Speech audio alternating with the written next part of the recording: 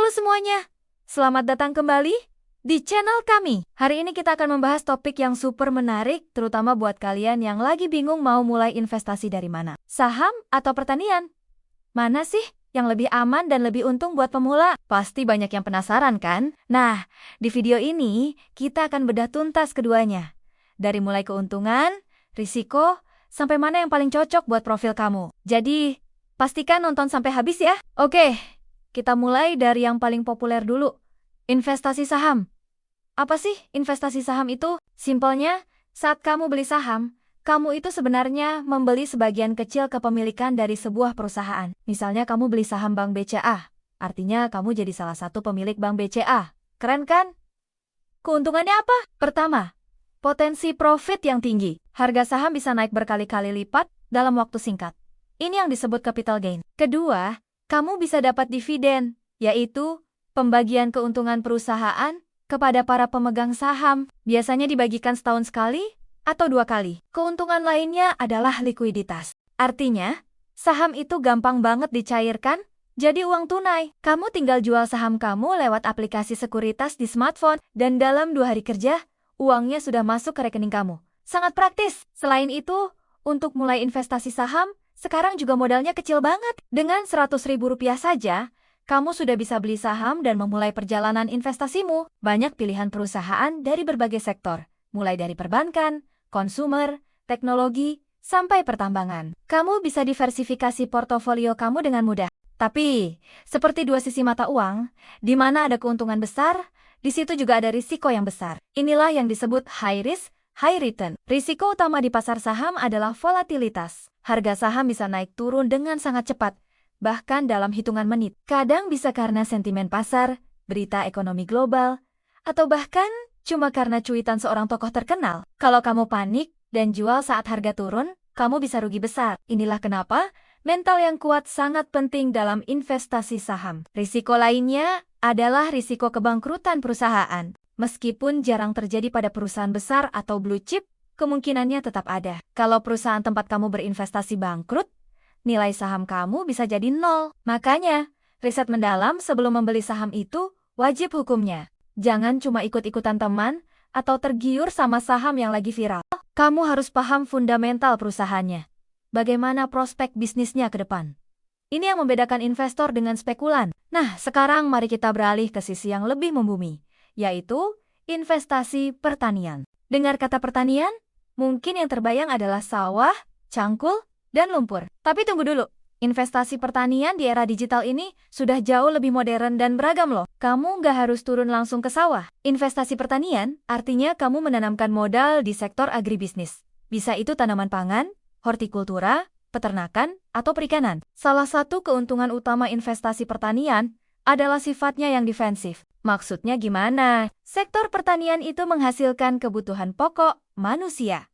Makanan, apapun kondisi ekonominya, mau krisis atau enggak, orang tetap butuh makan. Ini membuat permintaan terhadap produk pertanian cenderung stabil, dan bisnisnya lebih tahan banting terhadap guncangan ekonomi dibandingkan sektor lain. Harga komoditas pangan mungkin bisa naik turun, tapi tidak akan pernah jadi nol, karena kebutuhannya selalu ada. Ini memberikan rasa aman yang lebih besar. Selain itu, investasi pertanian juga memberikan dampak sosial dan lingkungan yang positif. Dengan berinvestasi di pertanian, kamu turut mendukung ketahanan pangan nasional, memberdayakan petani lokal, dan menciptakan lapangan kerja di pedesaan. Apalagi kalau kamu memilih pertanian organik atau berkelanjutan, kamu juga berkontribusi pada kelestarian lingkungan. Jadi, selain dapat untung, kamu juga bisa merasa bangga karena investasi kamu membawa kebaikan. Untuk model investasinya sendiri, sekarang sudah banyak pilihannya. Kamu bisa investasi langsung dengan membeli lahan dan mengelolanya sendiri kalau punya waktu dan keahlian. Atau, pilihan yang lebih praktis untuk pemula adalah melalui platform crowdfunding agrikultur. Di platform ini, kamu bisa patungan modal dengan investor lain untuk mendanai sebuah proyek pertanian. Misalnya, budidaya jahe merah atau ternak lele. Nanti keuntungan dari panen akan dibagi sesuai porsi modal kamu. Sangat mudah dan modalnya juga terjangkau. Tentu saja, investasi pertanian juga punya risiko. Risiko terbesarnya adalah alam. Gagal panen akibat cuaca buruk, serangan hama, atau penyakit tanaman adalah ancaman nyata yang sulit diprediksi. Inilah kenapa diversifikasi dalam pertanian juga penting.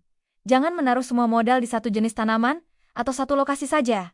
Selain itu, ada juga risiko pasar. Harga jual saat panen bisa saja jatuh karena pasokan yang melimpah. Makanya, penting untuk memilih komoditas yang punya permintaan pasar yang kuat dan stabil. Risiko lain di pertanian adalah likuiditasnya yang lebih rendah dibandingkan saham. Kamu tidak bisa mencairkan investasi kamu kapan saja. Kamu harus menunggu sampai masa panen selesai, yang bisa memakan waktu berbulan-bulan bahkan tahunan, tergantung jenis komoditasnya. Jadi, investasi ini lebih cocok untuk tujuan jangka menengah hingga panjang. Dan kamu harus memastikan uang yang kamu investasikan adalah uang dingin yang tidak akan kamu perlukan dalam waktu dekat. Oke, sekarang kita sudah tahu plus minus dari kedua jenis investasi ini. Mari kita bandingkan langsung. Dari segi potensi keuntungan, saham jelas punya potensi return yang lebih tinggi dalam waktu singkat. Tapi ingat, risikonya juga sepadan. Sementara pertanian, keuntungannya cenderung lebih stabil dan predictable, meskipun mungkin tidak sespektakuler saham. Dari segi keamanan,